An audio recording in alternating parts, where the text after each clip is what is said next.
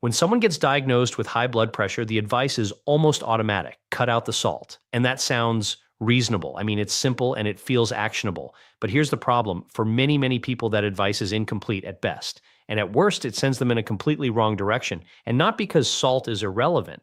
It's not, but because salt is only one small piece of a much larger problem. So when you focus on salt or sodium alone, you ignore the real drivers of why blood pressure went up in the first place. So in this video, I want to walk you through the real causes of high blood pressure that often get overlooked. And these are the things that you can actually act on today. And in many cases, once you fix these, your blood pressure will come down quickly without any medications. So what we're going to talk about is nutrient deficiencies and metabolic factors and hormonal drivers that cause high blood pressure. Because once you understand these often ignored driving forces, you'll see why the usual one-size-fits-all advice never gets to the root cause of the problem. I mean, it's why so many people end up with a chronic condition and are forced to stay in medications long term. So first, let's go over why focusing on salt or sodium is often not enough or completely misleading. So the way this works is sodium raises blood pressure by pulling water into the bloodstream, and this in turn increases your blood volume, which can then raise your blood pressure inside your arteries. So that part is true, but what rarely gets explained is what happens next in a healthy body if your kidneys are working well.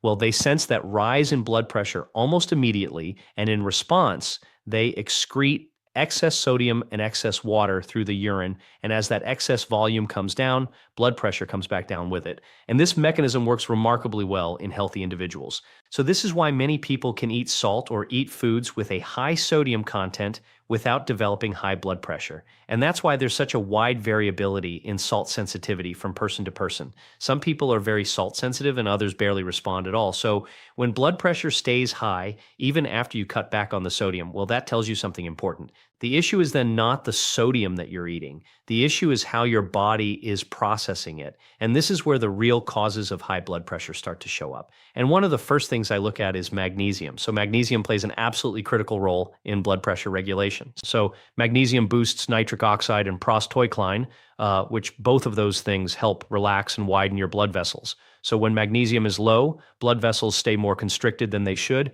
and that makes it more difficult for blood to move.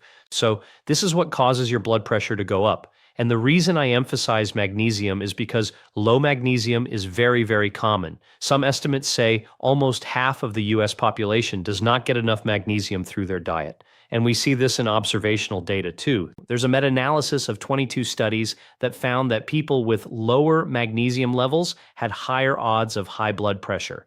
And the lower the magnesium, the higher the risk. So why are so many people deficient in magnesium all of a sudden? Well, a big part of it is the food that we eat. So we're talking about refined grains and sugary foods and processed foods.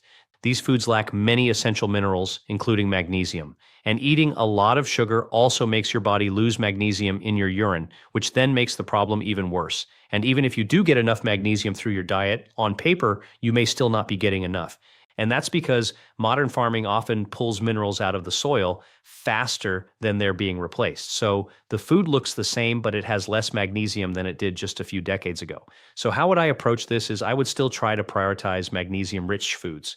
So it would be foods like leafy greens and legumes and nuts and dairy.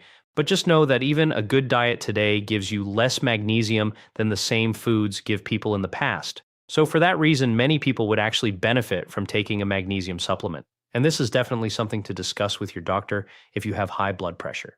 There's a recent meta-analysis of 38 randomized control trials that found the magnesium supplementation with a median dose of 365 milligrams per day for 12 weeks had small but meaningful reductions in both systolic and diastolic blood pressure.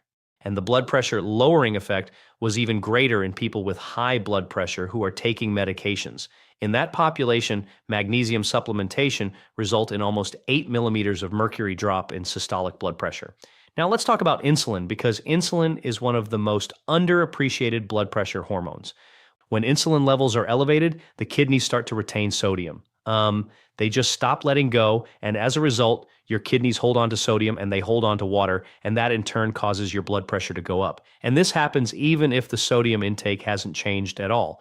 This is why people with insulin resistance or prediabetes or type 2 diabetes often end up with high blood pressure. And it's also why blood pressure often gets better when insulin levels drop even before someone loses much weight. So this is another reason why cutting out processed foods and refined carbohydrates and sugars helps your blood pressure even more than a low-salt diet. Salt or sodium can temporarily raise your blood pressure, but it's the persistently high insulin levels are what turns this into a chronic problem.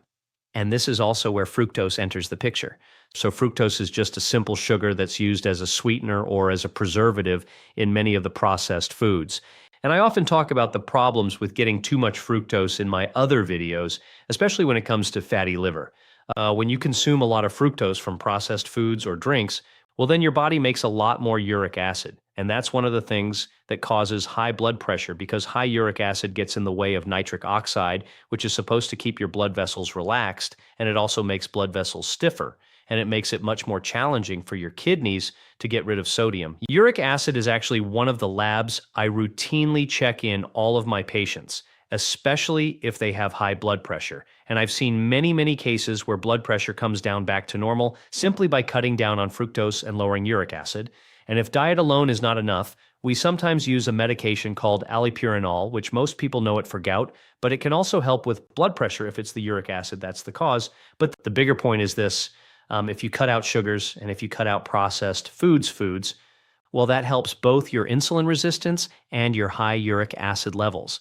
And it's pretty remarkable how fixing just these two things can rapidly reverse your blood pressure even without your typical blood pressure medications. And this is the theme that you'll keep noticing. High blood pressure isn't caused by one big mistake or one big reason. More often than not, it's caused by many small physiologic stresses that just add up together to cause big problems. Now, another major piece of the puzzle that often gets ignored is potassium. So potassium works in two main places in your body. First, it works in your blood vessels and in your kidneys. So potassium helps blood vessels relax, and it tells your kidneys to get rid of extra sodium in your urine, so it basically counteracts sodium retention, which then lowers the pressure inside your blood vessels. And second, potassium also works in your brain. So when potassium levels go up, especially in the brain and in the cerebral spinal fluid, it turns down the sympathetic nerve activity, which is basically your fight or flight system, the system that typically raises your blood pressure under stress. So by calming that signal, potassium helps quiet the nervous system, and it reduces the hormones that normally raise your blood pressure. And the reason I bring this up is because our typical modern diets are very low in potassium and very high in sodium, which is the opposite of what supports a healthy blood pressure. And this imbalance alone can push your blood pressure up even if your total sodium intake doesn't look that high. And then when you combine low potassium with high insulin and high uric acid and low magnesium, well, this is the perfect storm that makes your body hold on to sodium and keeps your blood pressure elevated over time. So if you want to add more potassium to your routine, well, my personal favorite foods would be root vegetables. So it'd be things like potatoes or sweet potatoes, and then vine fruits like tomatoes and cucumbers and eggplants. Leafy greens like spinach are also high in potassium. And don't forget legumes like chickpeas and beans and peas. And those things will also give you a lot of good fiber. And by the way, if you're keeping track, a lot of these foods would also help you get more magnesium in, so you get a double benefit. Now, this isn't a full list of all the things that can raise your blood pressure. What we haven't talked about is how other micronutrient or vitamin deficiencies can also play a role. So it'd be things like vitamin D or B12. We haven't talked about homocyan because that matters too. And so do stress and sleep, and even secondary endocrine disorders like primary aldosteronism, which actually shows up in anywhere from 8 to 20% of cases of resistant high blood pressure. But I'm going to go deeper into those topics in my future videos. The key takeaway is to address these factors early before the damage in the blood vessels sets in. Because once the damage builds up and your blood vessels become stiff and lose elasticity, well, that's when high blood pressure becomes much more difficult to reverse. I hope this is helpful. Stay healthy, and I'll see you in the next